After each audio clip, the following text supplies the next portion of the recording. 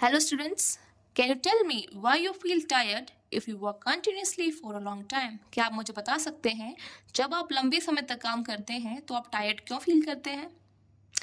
जैसे कि आप जानते हैं, आप जब सो के सुबह उठते हैं तो आपके अंदर बहुत ही ज़्यादा एनर्जी होती है, बट जब आप स्कूल जाते हैं, स्कूल के बाद खेलते हैं, खेलने के बाद अपना स्कूल का वर्क करते हैं, शाम को आप बहुत ही ज़्यादा लो फील करते हैं। सारी एनर्जी मतलब चली जाती है। कहाँ चली जाती है? वो सारी एनर्जी चली जाती है आपके काम करने में।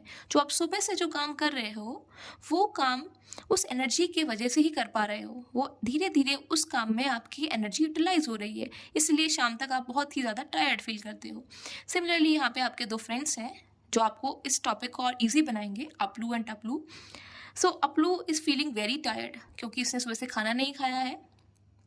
क्योंकि ये टायर्ड है तो इसके अंदर काम करने की क्षमता भी कम है। he has less capacity to do work. Similarly टप्लू आप देख सकते हो, उसने सुबह से बहुत अच्छा न्यूट्रिशियस फूड खाया है तो उसके अंदर काम करने की क्षमता ज़्यादा है।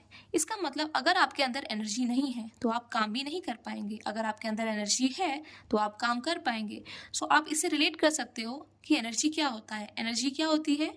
Energy is the capacity to do work. किसी भी कार्य करने की क्षमता को ही हम क्या कहते हैं? ऊर्जा कहते हैं, एनर्जी कहते हैं।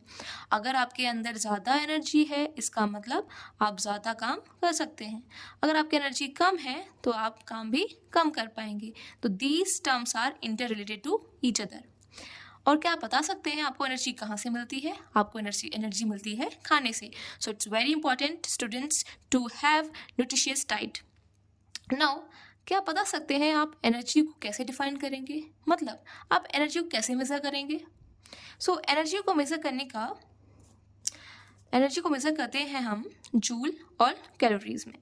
सो these are some basic unit of energy, joule and calories. वैसे तो हमारे पास बहुत सारी हैं बट बेसिक यूनिट जो ऐसा यूनिट है एनर्जी की वो जूल है। So for like potential energy, kinetic energy, chemical energy, electrical energy, in energy को डिफाइन करने के लिए हम जूल का यूज़ करते हैं। और हीट एनर्जी या फिर आप फूड की अगर आपको बताना हो कि इसके अंदर कितना अमाउंट ऑफ एनर्जी है तो आप उसको कैलोरी में डिफाइन करते हैं। कुछ आपके पास बिगर यूनिट्स भी हैं like kilo joule and mega joule, और आप इनके बीच में रिलेशंस भी देख सकते हैं। क्या आप बता सकते हैं कि एक एवरेज मैन को एक दिन में कितनी एनर्जी की रिक्वायरमेंट होती है? It's 2500 calories. सिमिलरली एक फीमेल को 2000 कैलोरीज की रिक्वायरमेंट होती है एक दिन में काम करने के लिए। Still womens need less energy, still they are more energetic than man.